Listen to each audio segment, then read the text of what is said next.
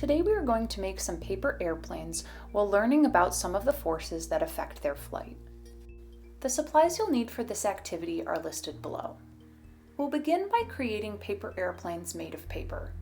We will be comparing the flight of a paper airplane with the flight of airplanes constructed from different materials and with different designs. So you'll want to have some of those different materials on hand. I recommend things like cardstock or newspaper.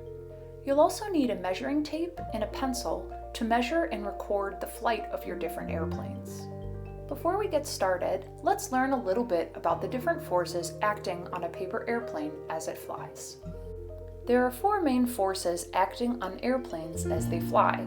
This goes for both paper and regular airplanes. These forces are called gravity, thrust, lift, and drag.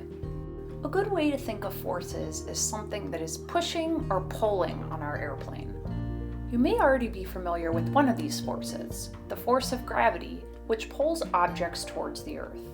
Airplanes need to counteract this force in order to stay in flight. Another force acting on our airplane is thrust. Thrust is what pushes the airplane through the air. We generate the thrust for our paper airplanes when we throw them, but real airplanes generate thrust through the use of engines. While the airplane is flying through the air is also moving up and under the wings of our airplane. This force is called lift. You may have experienced lift if you've ever flown a kite and felt it being pulled higher and higher into the air. The final force acting on our airplane is drag. As the airplane is moving through the air, there is also air being pushed back against the airplane, creating this drag force. One way you may have experienced this force is if you've ever stuck your hand out the window of a car as it's moving. If you've held your hand with your palm facing the front of the car, you've probably felt all of the air pushing back against your hand. If you were to instead orient your hand with your palm towards the ground, you wouldn't feel that wall of air, and your hand would in fact slice through the air rather than blocking it. We'll want our airplanes to do the same thing. These forces are all acting simultaneously as our airplane flies through the air. Today we'll explore how these forces affect the flight of our paper airplanes. We'll start by making a classic airplane out of paper as shown here. First, crease the paper in half lengthwise. Make sure all your creases are sharp and run them over with a fingernail if needed.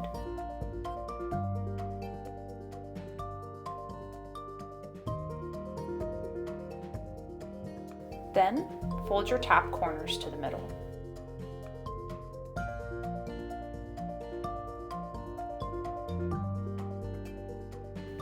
Our next step is to fold the sides into the middle.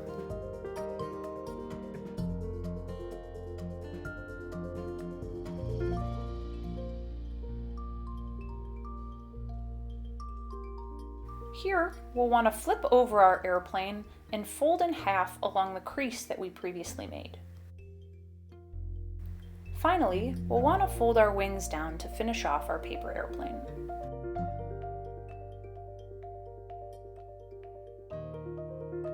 Now you have a classic paper airplane. Here's some further instructions in case you wanted another look. Next, I'll make some slight variations on this template to compare against our classic paper airplane. I'll start by making an airplane out of some heavier cardstock. Then make a tiny paper airplane. Finally, I'll make a regular paper airplane, but do something different with the wings. I'm going to cut 2 slits in either wing, then fold them up, like you see here. I've made 4 airplanes here today. A classic airplane, an airplane with cut wings, a cardstock airplane, and a tiny airplane. The classic airplane is the airplane without any modifications. Therefore, it will be the airplane that we compare all of the others to. The airplane with the cut wings has 2 tabs sticking up. These will hit the oncoming air, increasing the drag. The cardstock airplane is made from a heavier material than the classic airplane. The heavier weight reduces lift, making it less effective against the force of gravity. Finally, the tiny airplane is the smallest and lightest of my planes. This lightness will maximize lift. Feel free to make your own iterations on design, construction material, size, or wing shape. Use your understanding of the forces that we talked about today to predict how these modifications will affect your plane's flight. We are also going to want to make a chart for tracking our data. Here, I have each of my airplanes and the distance they traveled. Environmental factors like wind can affect the distance that the airplane travels. To reduce some of this variability, I will take the average of 3 throws. Then, I can compare the average distance traveled across the different paper airplanes. Then I can see how these modifications affected the flight of the airplane. Let's fly some planes. As we investigate how forces like drag and lift affect the flight of our airplanes, it's important that we make sure that we aren't also changing thrust. Remember, for paper airplanes, the thrust is generated by us throwing the airplane. This means that you'll want to throw each airplane from the same spot and with the same force each time. First, let's try out our classic paper airplane. After you've thrown your plane, measure the distance traveled and record in your datasheet. Then, throw each of the remaining planes that you've made.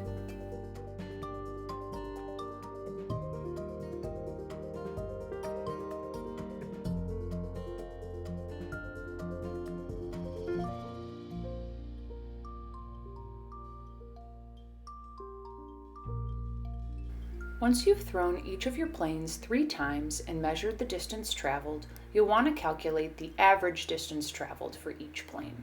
We can do that by adding up the distance traveled for each plane, then dividing by the number of throws, in this case 3.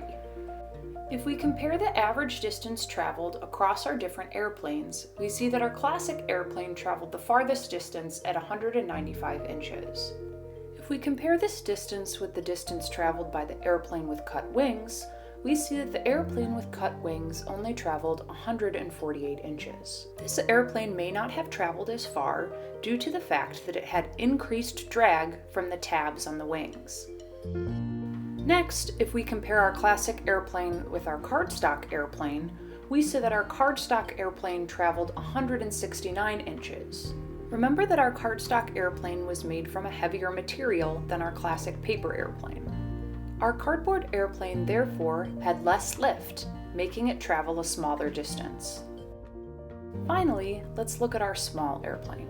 Our small airplane used the same material and the same design as our classic airplane, but was just about half the size. We see that the small airplane traveled almost as far as our classic airplane at 191 inches. The lightness of this airplane maximized lift.